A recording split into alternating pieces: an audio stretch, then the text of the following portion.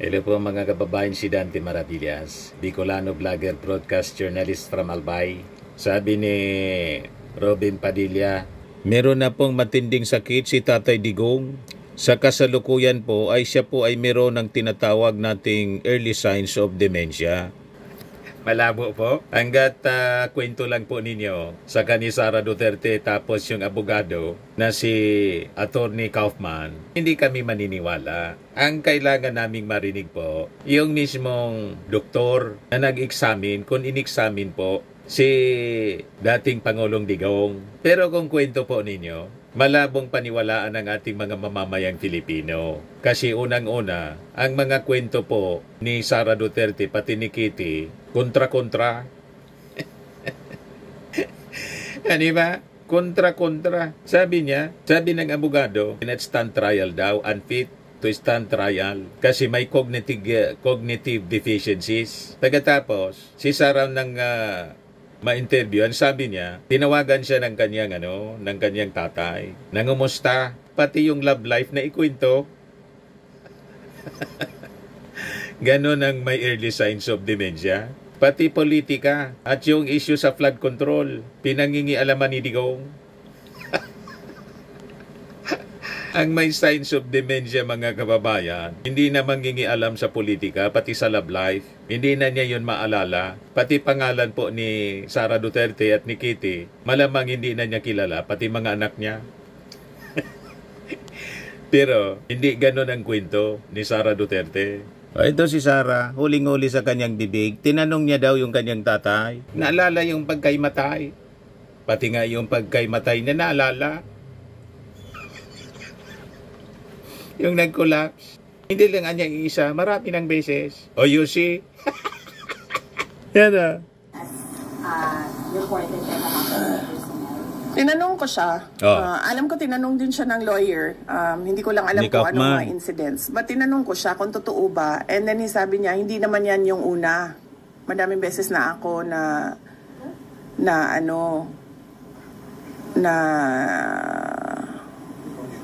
may ganyan. May ganyan. Natumba. Yung nag-collapse, natumba. Was his term.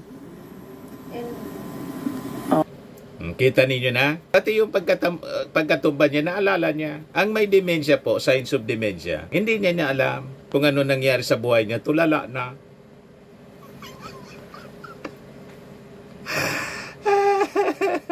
Pati nga love life, kinikwento pa sa kanya ng kanyang tatay at kinukumusta yung issue sa flood control scandal. Imagine that. Pati yung issue sa flood control scandal na pumutok, wala na siya rito. Ibig sabihin, nakasubaybay mga kababayan doon sa Dahig kasi may television doon. Sa kanyang detention cell, nakasubaybay sa mga pangyayari dito sa Pilipinas. Itong si Digong, yan si Sara, oh.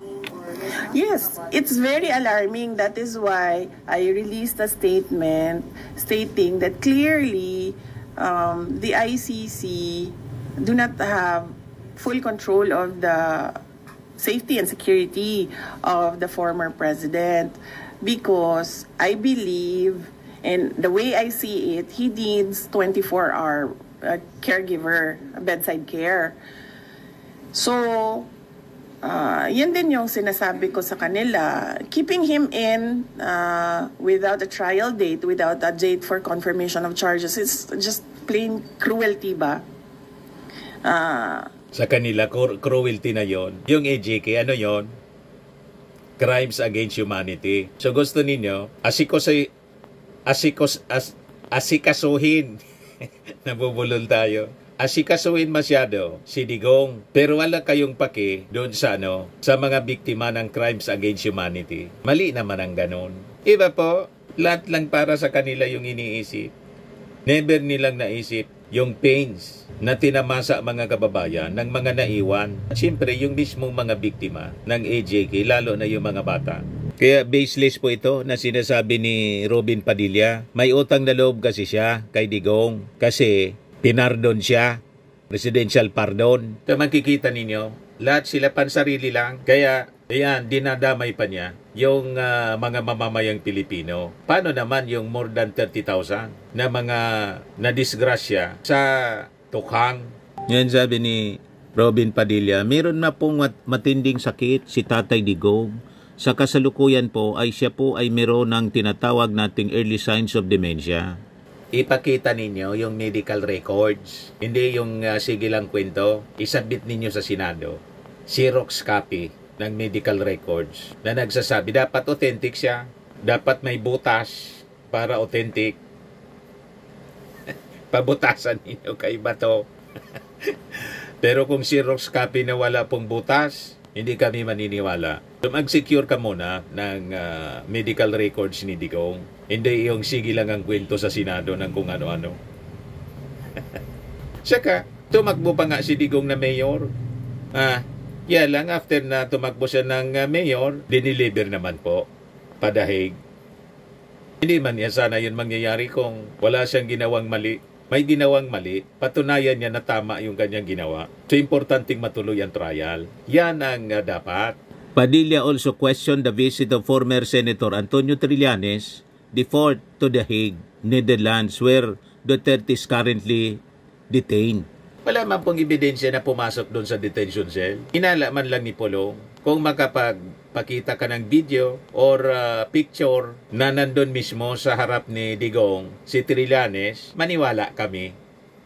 Kasi yung picture ni Trillanes po, nasa labas ng building ng ICC detention. Nagpa-picture man lang doon, parang nangluloko lang si na-invite siguro ng siyempre prosecution. At sabi ni Trillanes, relaxan niya, nandyan pa niya sa loob si Dots. Tingin ko, nangaasar man lang po. Tapos inassume na ni Pulong na kasama si Trillanes ng mga embassy officials na bumisita sa loob kay Digong. Pakita kayo ng resibo, maniwala kami. Kami po kasi ay nangangamba kasi meron pong mga usap-usapan na yung dati pong senador na si Antonio Trillanes ay nagpunta po sa The Hague. Nagpunta sa The Hague pero hindi man siguro pumasok sa detention cell kasi hindi man allowed doon. Ang pinapapasok lang doon mga officials ng embassy at saka members ng family. Yun ang rules. Pero dating senador, malabo na kasama doon unless may video kayo na na ipakita or picture man lang na nasa loob kasama ng mga embassy official si Trillanes. Maniwala kami. Pero kung halimbawa yan ang duda ninyo, ipatawag ninyo sa investigasyon si Trillanes. Ipatawag ninyo. Bakit hindi ninyo ipatawag? Imbestigahan ninyo si Trillanes para pasalitain ninyo dyan sa Senado. Dati naman siyang senador. Kayang-kaya kayo niyan. Ano ba? Kaya hindi maniwala yung mga netizens po. Sabi ni Tenpi Soto Rimoro, daming sakit. Daming sakit ha. Tapos tumakbo ng mayor. Ay iba. Sabi ni Chelly, drama lang yan. Sabi ni Renz Mateo Soriao, early signs pa lamang naman. Early signs pa lang naman. Tsaka na kami magre-react pag malala na. Sabi ni Sherwin Ayong Zario, artista talaga to. Sabi ni Romel Dalde, naging doktor naman ngayon. Sabi ni Manny Victorio, ba't ba palagi nila sinisingit yan? Di ba pwedeng mag-focus na lang sa isyu ng nakawan? Tama. Sabi ni Alex Arcilia, Mr. Robin, galing ka na ng Monte. Ano masasabi mo sa mga matatandang nakakulong pa rin hanggang ngayon? Baka kaya mong gumawa ng batas para mapalaya sila, hindi lang si Digong. Correct. Sabi ni Annie Belnas, ay, doktor ka ba? May diagnosis ka na eh. Sabi ni Joel, doktor ka din pala. Sabi ni Madolores, ganon ba, Dok? Sabi ni Jemix, akuin mo na lang. Akuin na lang nila. Sabi niya, tamaan niya sumama ka na doon, mag-asikaso kay Digong, pati si Bato, malalakas pa. Ipalit si Bato kay Digong. Kaya lang, hindi man na maaari ang ganon. Kasi, sangkot din si Bato. Lagi na nababanggit yung pangalan ni Bato de la Rosa. At malamang sa malamang, siya yung isunod na i-deliver. Padahig mga kababayan. Pero sabi ni Bato, ready na daw siya. Sabi ng abogado ni Attorney Conte, the Netherlands eyed as host country if Duterte granted interim release. Kung pagbibigyan daw, Netherlands ang host. Doon pa rin, tama. Kung pagbigyan yung interim release, huwag paintulutan na umuwi sa Pilipinas kasi hindi na yan babalik doon. Hindi na nila yan mahiharap sa trial. Doon lang sa katabi, magrenta sila sa kung saang hotel, gwardyado, baka itakas. Sinabi ni Sara, i-jailbreak daw.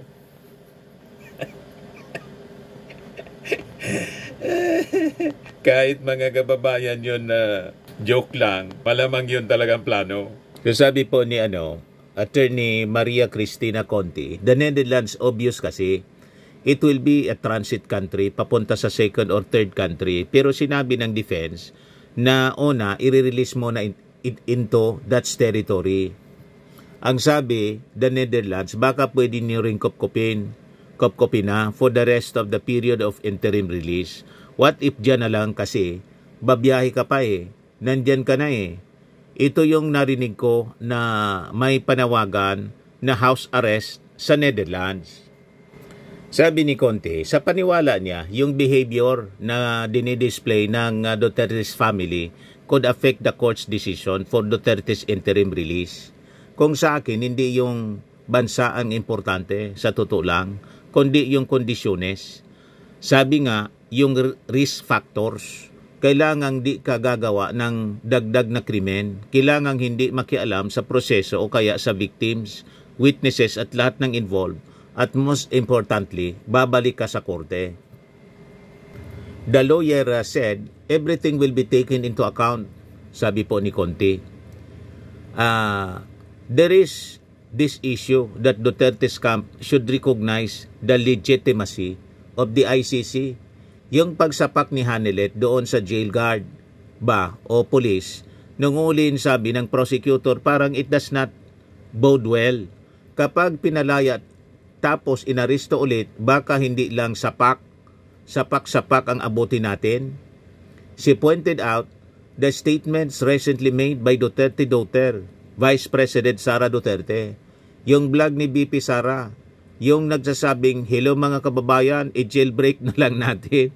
Nako, tinake note din ng prosecution kasi all this point to if not disrespect, but maybe on the minimum refusal to accept the legitimacy of the court.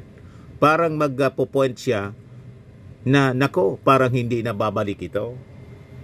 Hindi na talaga babalik kasi unang-una, hindi man nire-recognize yung ICC ng Duterte family, ng kanyang abogado. Ang argumento nga, kidnap. Hanggang ngayon, hanggang kahapon, yun ang sinasabi ni Sara, kinidnap yung kanyang tatay. Pero gusto niyang ibalik sa bansa ng gobyerno, inaakusan niyang kidnapper. Kaya magandang sige po ang daldal ni Sara. Sa kada daldal niya, yun mismo yung ginagamit para kontrahin yung kanyang yung petisyon ng kanyang abogado. You see, hindi siguro alam ni Sara yung kasabihan. No talk, no mistake. More talk, more mistake. Less talk, less mistake. Di ba po? Pero padaldalin lang natin ang padaldalin. Yun ang hilig niya.